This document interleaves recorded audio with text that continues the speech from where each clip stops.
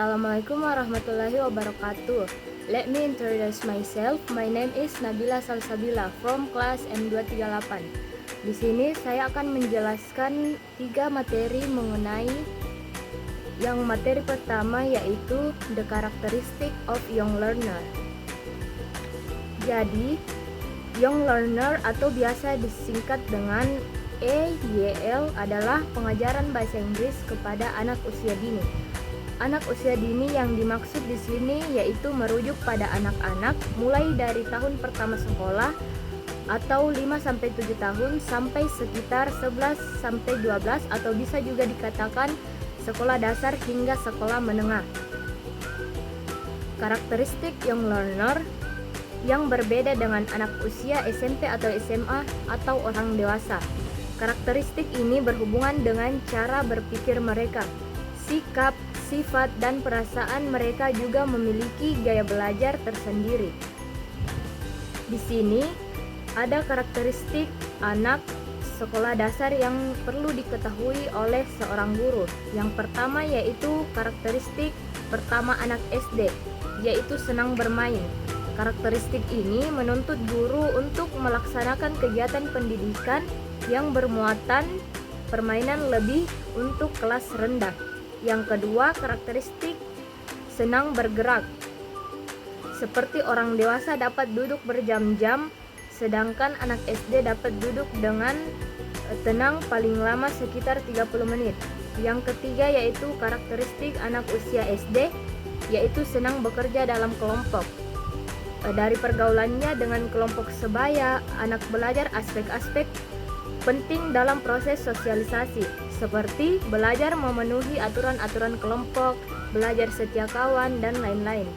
Yang keempat yaitu karakteristik yang senang merasakan atau melakukan sesuatu secara langsung. Ditujukan dari teori perkembangan kognitif, anak SD memasuki tahap operasional konkret. Pembelajaran bahasa Inggris untuk pendidikan didik usia dini memiliki tantangan tersendiri yang berbeda dengan pembelajaran bagi orang dewasa. Anak-anak memiliki karakteristik khas dalam aspek kognitif sosial dan emosional yang mempengaruhi cara mereka memahami dan menggunakan bahasa. Materi kedua yaitu the characteristic of teacher young learner. Di sini menjelaskan apa-apa saja karakteristik seorang guru. Karakteristik guru young learner berhubungan dengan seseorang yang menyampaikan program pendidikan, menilai partisipasi siswa, dan memberikan kepemimpinan yang konsisten dan substansial pada program pendidikan untuk membantu siswa memperoleh pengetahuan, kompetensi, dan nilai-nilai.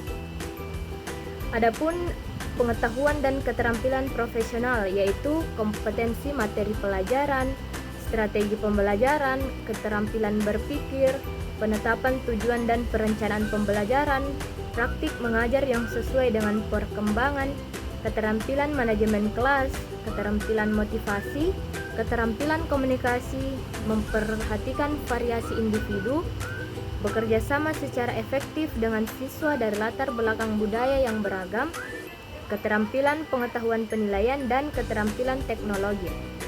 Di sini ada methods for teaching English to early children. Number 1, games and songs with action. Games and songs accompanied by body movements. Number 2, total psychical response activity. Activity that involve complete psychical movement. Number 3, tasks that involve coloring, cutting, and sticking. Tasks involve coloring, cutting, and pasting. Number 4, simple repetitive story. A simple story repeated over and over again. Number 5, simple repetitive speaking activity. Simple speaking activities that are repeated. The activities will have communicative value if they are packaged in 3 phases called triple P, namely presentation, practice, and production. Number 1, the presentation phase. In the delivery stage of this material, the teacher introduces some vocabulary and there must be 3 things clearly, namely, what it means, when it's used, and how it is said. Number 2, the practice phase. It's very important that children get enough opportunity to practice English. They can carry out listening and speaking activity by imitating and repeating. They can do it individually, in pairs, in groups, or classical. Number 3, the productive phase.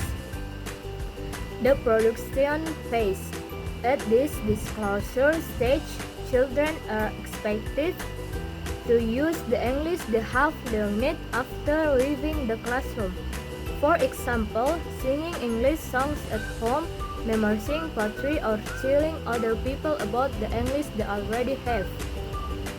Materi ketiga yaitu the roles of young learner atau peran pembelajar muda. Di sini apa-apa saja peran pembelajar muda, yaitu peran pembelajaran muda adalah atau young learners adalah anak-anak usia 6-12 tahun yang sedang menempuh pendidikan formal di sekolah dasar. Mereka dibagi menjadi beberapa kelompok berdasarkan usia dan tingkat kelasnya. Karakteristik peran pembelajaran muda mencakup berbagai aspek yang mendefinisikan bagaimana anak-anak belajar dan berinteraksi dengan format. Adapun beberapa karakteristik yaitu rasa ingin tahu yang tinggi. Pembelajar muda memiliki keinginan yang besar untuk mengeksplorasi dan memahami dunia di sekitar mereka. Yang kedua yaitu motivasi internal anak-anak. Ini termotivasi oleh tujuan pribadi yang ingin dicapainya. Yang ketiga yaitu kemampuan merefleksikan diri. Pembelajar muda mampu mengevaluasi kemajuan mereka sendiri, mengenali kekuatan dan kelemahan, serta mencatat keberhasilan atau kegagalan dalam belajar. Yang keempat yaitu dapat diandalkan. Mereka menunjukkan tanggung jawab dengan menyelesaikan tugas tanpa perlu diingatkan. Di sini ada kegiatan yang Adapun peran pembelajar muda dalam proses pembelajaran. Pembelajar muda terutama dalam konteks pendidikan memiliki peran yang sangat penting dalam membentuk masa depan bangsa. Mereka tidak hanya sebagai penerima ilmu tetapi juga sebagai agen perubahan yang aktif dalam masyarakat. Generasi muda memainkan peran strategis dalam proses pembelajaran dan pengembangan. Yang pertama yaitu penerima pendidikan dan pengembangan diri. Generasi muda yaitu sasaran utama dalam proses pendidikan. Yang kedua yaitu penggerak inovasi dan kreativitas. Generasi muda yang terdidik dengan baik cenderung menjadi inovator dan pemikir kreatif. Yang ketiga yaitu pembentuk karakter bangsa. Melalui pendidikan, generasi muda dibekali dengan nilai-nilai moral dan etika yang kuat, seperti kejujuran, tanggung jawab, toleransi, dan semangat kebangsaan.